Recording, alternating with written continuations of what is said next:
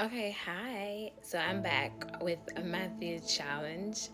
I am doing the Matthew challenge with my church, Kingdom Full Tabernacle International Ministries, and we are reading the book of Matthew for the month of June. And if you have not joined us, listen, it's not too late. You can join us. Okay, make sure you join us. You read a chapter a day, and when you're done reading, you share your insight and use the hashtag Matthew Challenge KFT. Not KFC, KFT as in Tom. Okay, got it. Got it. All right. So, today is day 24. So, I read Matthew chapter 24. So, I'm going to tell you what I learned. To be honest, as I go toward the end of it, I feel a little bit nervous. I'm like, oh my gosh, I'm gonna start reading about Jesus dying. I think it's been a while since I've read Matthew.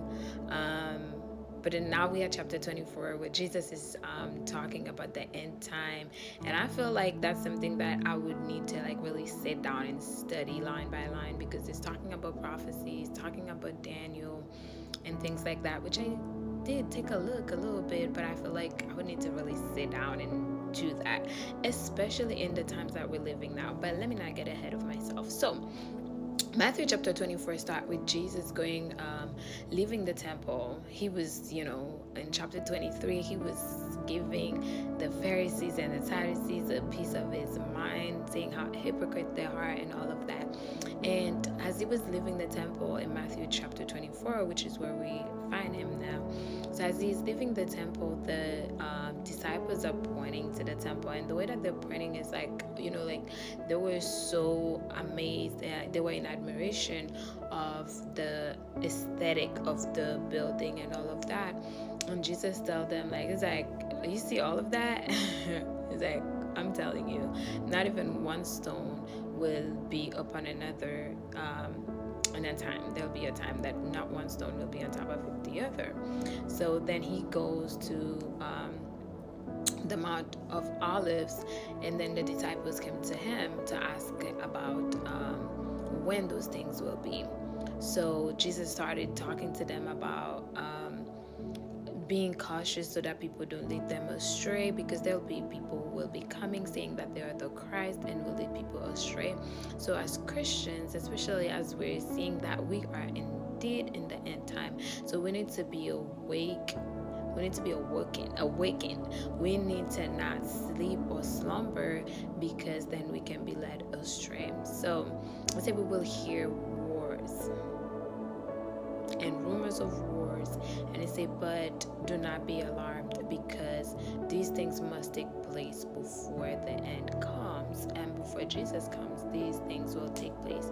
But one thing he does say though is that he's not gonna come until the gospel of the kingdom reach the entire world. So we need to make sure that we are spreading the gospel as we see the time approaching, because that's one of the requirements for the coming of Jesus, because he did leave us here for us to take over the world and go in all the nations for us to make disciples, and not just nations in terms of countries, but in systems, in places, occupy the mountains of influence and all of that. So we need to do that in order for Jesus to come back.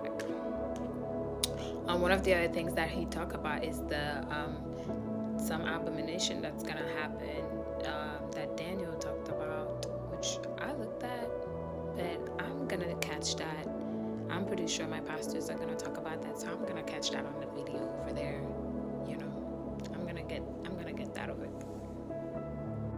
One of the things I do want to point out though is that it says that just as lightning comes from the east and shines as far as the west, so will the coming of the Son of Man will be.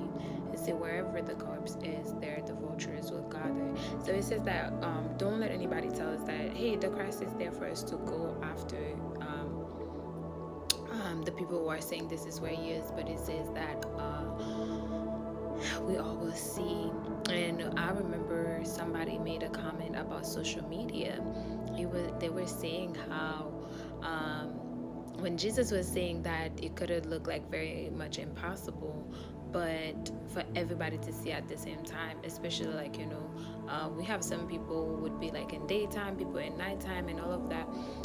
But not with social media nowadays, something can be happening in one place and then it can be live. Imagine that Jesus is coming, and be like live on social media, and the next thing you know, everybody's like all the saints are like so people will just be broadcasting it, and some will remember that we told them so. Others may not remember. They're gonna be like, what in the world, what is going on? And the news, with like, saints who were driving and they no longer there, and all the cars, I'm pretty sure we see the movies, and airplanes and all of that. So listen, oh my gosh, I'm talking about that and just like imagining that day that I will not be left behind in the name of Jesus, that I will be going with him to meet my master, because there's nothing in this world that is worth being left here for. So I pray that my master would find me ready, and I will be ready. I will be meeting with him to have a joy forever and ever and ever, ever, ever, ever, ever, ever, being in his presence, because at his right hand is pleasure forevermore. So one of the things that I wanted to look at is that Jesus was talking about like the servant, saying that if a servant is faithful, and if the master leaves and then the servant is faithful, that they leave that servant to be in charge of the household. So that could be pastors, that could be us being in charge of like our family members, anything that God has given us to be steward for, to be steward over. So he says when he comes, verse 47 really is what got my attention. I know I've seen it before, but it really caught my attention in a different way. So it says that truly I say to you, he will set him over all his possession. So that shows that the way that we handle the things that we do here on earth, the things that God has given us, the way we manage them is what determines the possession that we have in eternity. So now I'm remembering from that, now that I know Apostle EC have mentioned something like that. He says that here's just like a practice for eternity. So what God has given us here for us to do, it's just a practice so that he can give us portions of inheritance in eternity.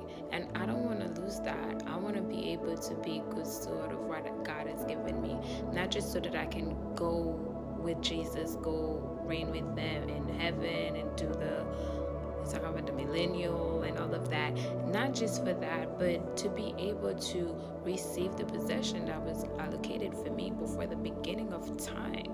So like she would say that I'm not gonna allow the things that I do in time that is limited to rob me of the possession that I'm supposed to have in eternity. So when we put that on the balance, it doesn't balance. So I need to make sure that the choices that I'm making choices for eternity, not choice for instant gratification, not selfish choices, but really seeking God's kingdom in everything that I do. So that is my prayer. That is my prayer. That is my prayer from reading this chapter, that I would not be disqualified from the possession that I'm supposed to receive in eternity because I was making wrong choices here on earth. May God give us the grace. May God give us the wisdom for us to be good steward, good managers over everything that he has entrusted us here in time, so that in eternity we can receive our possession